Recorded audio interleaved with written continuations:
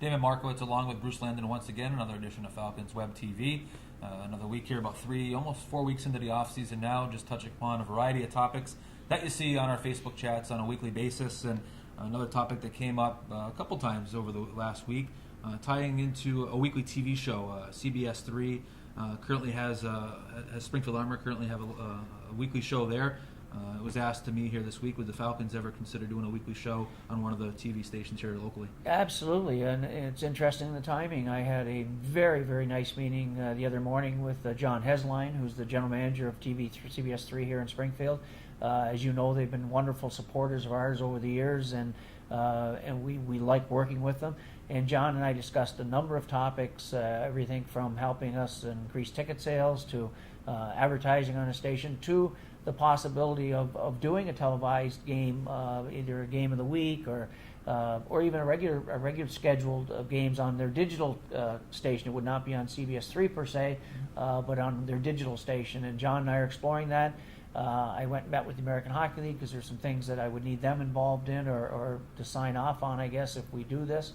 And have had, as you know, a very preliminary discussion because the meeting was yesterday morning. So just yesterday I had a couple discussions here with a couple staff members about the possibility. But John has left it up to us to follow up with him.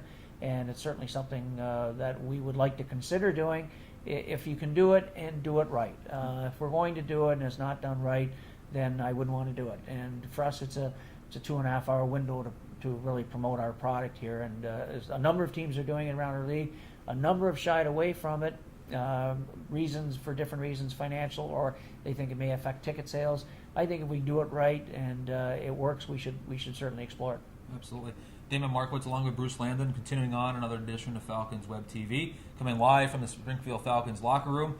Good time to be in here. It's quiet. There's nothing much going on right now. A little change of location here this week. We'll see if it continues to bring good topics during the week on the Facebook chats. And another topic that came up this past week were our box office pricing. I think it's something that we sent out there in late February, early March. I don't know if it's gotten a lot of attention, or maybe we'll do a little better job on our part here to promote it. But it seems to be a lot of questions on box office pricing moving into next year. Our box office pricing, is it set, and what was kind of the feedback behind that? As you know, we had a staff meeting and we talked long and hard about what we should be doing in pricing. We also, before we did that, we did a lot of research around our league to see where we are in pricing, and quite candidly, we are the lowest price in the American Hockey League with 30 teams in our league. We have the lowest price. The lowest average ticket price when you factor in season ticket discounts and group discounts and those kind of things. 30 teams, we have the lowest average ticket price. But our expenses are going up, and they go up. They don't go up by a couple $100 here and there. They're going up leaps and bounds. So we felt it was time. We hadn't had a price increase in a while, that we just decided to go up $1 across the board on adult ticket prices, $1 across the board on our various packages. We think it's certainly justified. Again, we're not sure of parking rates for next year. That'll be negotiated later on in the summer. But we know going forward, we've always had the lowest parking in the American Hockey League, and we've had the lowest pricing. So I think it's important for us that fans understand we need to drive revenue to keep the franchise here.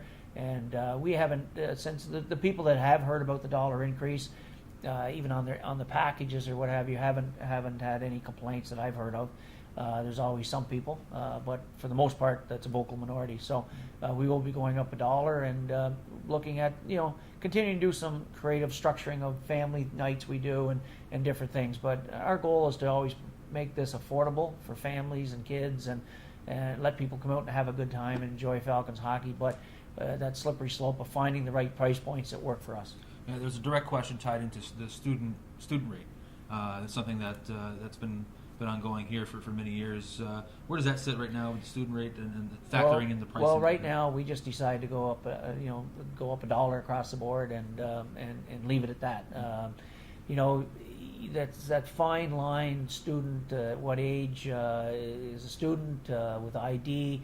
We were getting beat at the box office a little bit too, and we've got all the research to show that. So it doesn't mean things can't change, but if you're an 18-year-old, we feel our prices are fair compared to what they're doing in other markets. So right now we're going to keep our prices as is, and we'll see where it goes. Maybe if we have to make a change before the season starts, we'll consider it. But right now, I think going to the $18 and $11 is a very fair price. Damon Markowitz along with Falcons President and General Manager Bruce Landon. Another edition of Falcons Web TV as we come to you live from the Falcons locker room. And another question that was thrown out there this week in regards to our advertising and the budget for advertising. And some fans have brought up that in the past we've seen billboards on 291 and 91. Some usually haven't seen that. Some usually have seen some TV spots. Some usually haven't seen that. Just an overall, what goes into the thought process when you're talking about advertising? And it's a great question, and there's no perfect answer. It's interesting because when I've been doing recently over the last few weeks talking to some of our big corporate sponsors about the renewal program with us, and thank God they're all coming back, they're all happy with us. But one of the questions we talk about is where else are they spending their advertising dollars? I'd like to get a feel for what other people are doing as well, not just in our sports industry, but where some of the other companies that have similar sized budgets, where they're spending their dollars. And you're sort of all over the map. We can address it very simply, saying that we have a lot of options in places that we would like to spend advertising dollars, but we certainly don't have a budget to saturate the market on all TV, all radio, all print, et cetera, et cetera. We, over the years, have tried different things, as you mentioned. We've tried TV, we've tried a lot of radio, we've tried direct mail, we've tried billboards, and no matter where you are or how much you spend on advertising, there's always going to be people say you're not doing enough, or because they're not tuned into that station, or that they haven't seen the Republican. And I've even ran some informal surveys with a couple speaking engagements I've had over the last month or so, getting a feel for where people are getting their news, Damon, where are they hearing about the Falcons, and again, it's all over the map. Our radio market here is very fractured. There's a lot of different options, and we've been great partners of the people over at Clear Channel for the last few years, and will continue that because that's the station that we broadcast our games on, and will be again next year on WHYN 560. So we do spend some dollars with WHYN and Kicks Country with the good people at Clear Channel. We'll be spending some money again with TV3, great relationship with them. And we are, as you know, we're in the relationship business, and we like partnering with people that like to partner with us. And we have found Sean Davey and the folks over at Clear Channel, and John Hesline, the people at CBS3 have been fantastic to work with. We always have a presence in Republican. We have a great relationship with the people in the Reminder. We do a lot of print with all the Turley publication papers that basically handle this entire market, almost every town in this market. So we're always in those on a regular basis. And we're going to explore some different areas. We are looking into billboards. We're going to price out some of that. We're looking into doing a little bit maybe more TV in a different way next year. So we are, when I say we, this is something that Charlie and I have not spent a lot of time on yet because we got a few months before we kick off the season. We don't launch any kind of advertising campaign till about the last week of September. Charlie and I will be sitting down in a couple weeks and going over not only advertising but other things in our budget as well. We'll be ramping up our budget a little bit. There's no doubt about that. We're looking into some social media things. So we've got a lot of options. A lot of people are talking to us about where we should be spending our money, but you have a budget to work with, and you have to find the best place to spend those dollars, and that's what we'll continue to do. Damon Markowitz along with Bruce Landon here, another edition of Falcons Web TV. Don't forget to join us on Facebook. Don't forget to join us on Twitter. Once again, go to falconsahl.com. You'll see the links for both our Facebook page and Twitter page.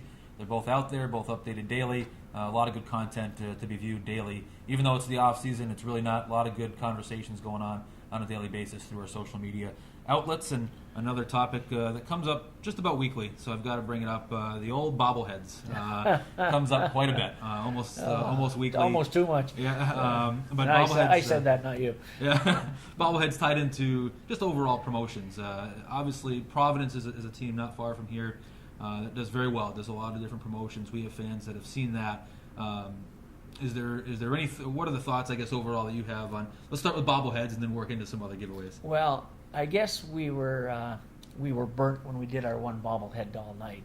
We've only done it once that I can recall, and maybe I'm wrong, but I think we've done it once. And we did a Marty McSorley bobblehead doll, and it bombed.